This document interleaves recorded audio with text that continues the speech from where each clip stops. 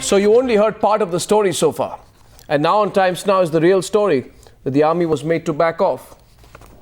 Veena Sikri, former diplomat. Alka Acharya, former member of the National Security Advisory Board. General Sani, former deputy chief of the army staff. My first question is to General Bakshi. You think this has been a mistake? You heard the news report there. You think this is a big mistake we've done by making the army back off when we actually had, for the first time, a strategic advantage? To give up that advantage, do you think this is a huge strategic defeat actually for India? It certainly is, Arnab. And, it is tragic how there is a feeling of deja vu. History repeats itself. The first time as tragedy, the second time as farce. If you see the build-up of events, it is exactly how it happened before 62. All that we would like to state is a lot of water has flown in the Indus between now and 1962. It is not the same Indian army. And may I also state very clearly, the Chinese army also hasn't been in a fight in the last 32 years. The last time they fought was in Vietnam, and they did not come out with flying colors. So the fact of the matter is, I don't think the Chinese army can get away with a lot of hot air. Things may be quite different on the ground. The pity is that when they could have been different, the army has been absolutely put on a leash. And it's been put on a leash by it's been put on a leash by a group of diplomats and bureaucrats comprising this China study group. That really is the story. Absolutely. Has this been too pliant a posture? Veena Sikri, the India has been vehemently arguing on record that we have not conceded to any Chinese demand. The foreign minister says there are no deals in international levels. We do not do deals at this level. But this sounds pretty much like a deal. Is this deal in India's strategic interest? I would make 3 points here. First of all, the strategic defeat that you talk about. I think the interest that you're referring to in this strategic defeat is the question of India wanting to develop its infrastructure in the eastern Ladakh sector, at Daulat Beg Oldi and other airports in this sector. I think that is crucial, and that should not be stopped, and India should in no case agree to stop. But we have already infrastructure development. But we already have. Totally. But we already have, Ms. Sikri, because as this report said, for the first time in decades, the Indian army was learning from China's strategy of military dominance. And the Indian army for the first time began hectic troop movement around the border to be vigilant and aggressive in posture. This was a result of the several Chinese intrusions through air, land and sea in the past. When the Indian army gives it back to China, in that eye-to-eye standoff, the China study group comprising of the National Security Advisor, bureaucrats of the MEA, MOD and MHA say the Indian army is going overboard. It is disrespecting the border agreement with China, and it forces the Indian army to back off. That's what has happened. No, I think that the China study group must take on board the views of the Indian army. Because it's the responsibility of the Indian army to protect our territorial sovereignty. And if you want them to do the task well, they must give you the feedback on how they can do it well. And if you don't take on board their feedback, then the task will not be done well. So I do think that the army must be represented in some way and as directly as possible on the China study group. And perhaps it is lacunae that it does not happen. Now, aggression. The Indian army has never engaged in aggression. The Indian army's task is to take a firm position in protecting the Indian borders. So talking about the Indian army's aggression is a sine qua non, because the Indian army does not have any instructions to be aggressive. True. So in this situation, when the Chinese have taken the aggressive posture, when they have come into India's territory, then it is the task of the Indian army to stop then what it kind as of soon as diplomacy possible, is on this? Day 1 and day 2 if possible. No, what kind of candy floss? Give them the operational independence. What kind of candy floss? Independence to do so. What kind of candy floss diplomacy is this? Because what the Indian army wanted was a robust positioning of troops. It simply wanted a robust positioning of troops. I don't know tomorrow, if there is something called the India Study Group, Alka Acharya in China, because when they, have such a massive ramping up of their strategic interests and are brazen about it, they don't have an India Study Group in Beijing. which would immediately make the PLA back off if the situation were to be reversed. Has this been a mistake, Alka Acharya?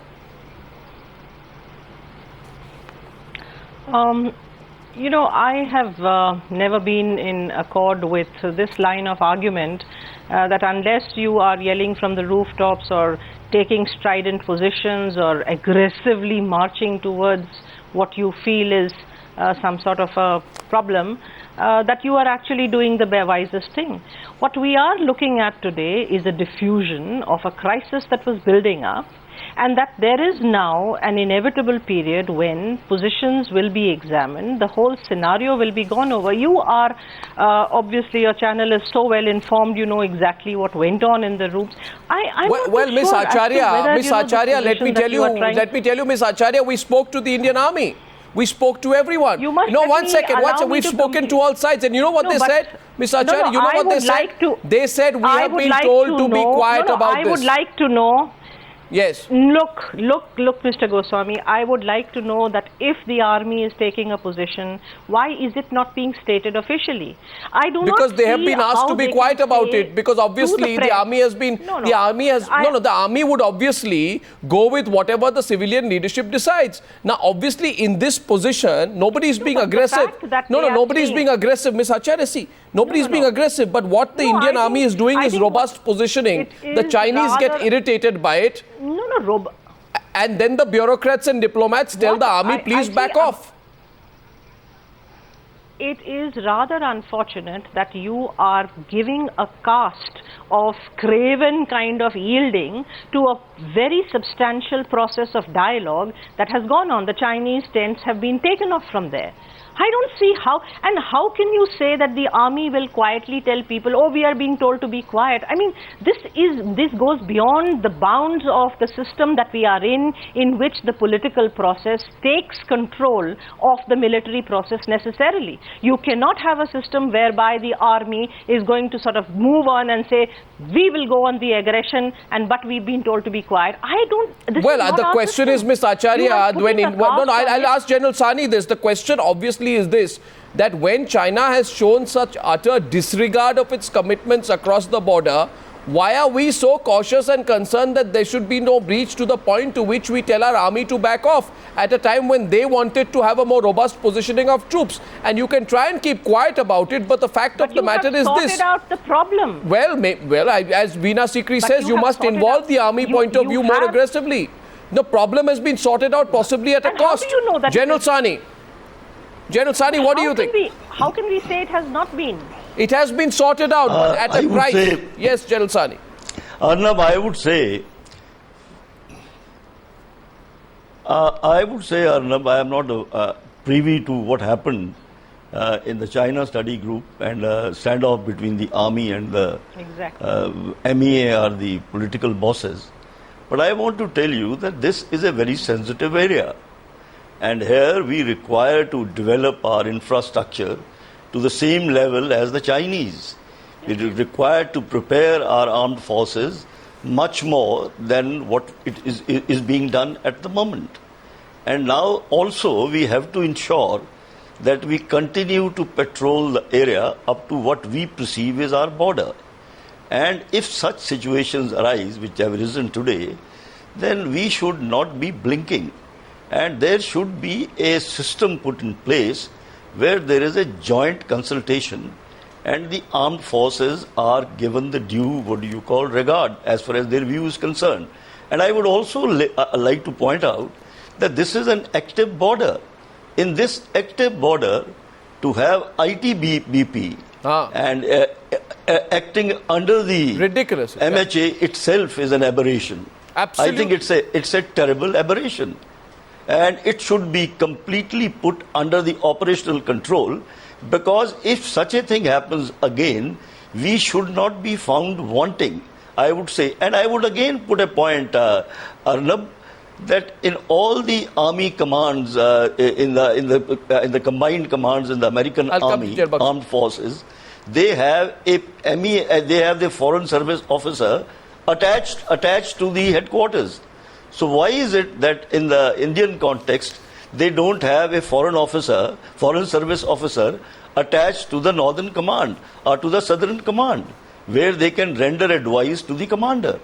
Why should everybody jump into the such situation, crisis situation, when it arrives and cause confusion? Why can't we learn from this particular episode and be better prepared for future? Well, I mean, as the reporters pointed out, there was a Cold War of sorts on the one side between the MEA and the NSA, and on the army on the other. At that point of time, you know, the army chief was called in and a compromise was struck. Alka Acharya says, what is the big deal about this compromise? This is the way things are, and you know, I mean, Alka Acharya, you're playing it down tremendously. No, Mr. Goswami, please, you are no. I am not playing it down, Mr. Goswami. You are not. Really sorry that you should be putting a very different construction on what I said. Well, I did not say a compromise. You're all right with what has happened. Agreement was reached. Agreement to diffuse, was. No. Wait a bit. To diffuse a crisis that was building up. Yes. Now we have to proceed to see what led to it. We have already, and I have made what this led point to over it is and over clear. again on your channel, what led to it is clear. What led to it, I'll ask you, what led to it, Alka Acharya, was troop movement, force expansion, laying of tracks and fortifications by the Indian Army near the LAC, which the Indian Army thought was the right thing to do. The China study group felt that was the wrong thing to do. They said this is the Indian Army going overboard. General Bakshi, was it the wrong thing to do? If building infrastructure is in our interest, then how can the Chinese object every time that we build infrastructure? And if we have agreed to what they have said, is that or not a strategic retreat? Arnab, the Chinese, took that period of peace and tranquility which was, negotiated in the aftermath of the Sundarangchu incident, the Wangdung incident in 1986-87. It used that period of peace and tranquility to construct a railway line till Lhasa, where 8 railway trains come every day today. And these are standard gauge railway lines, broader than our broad gauge.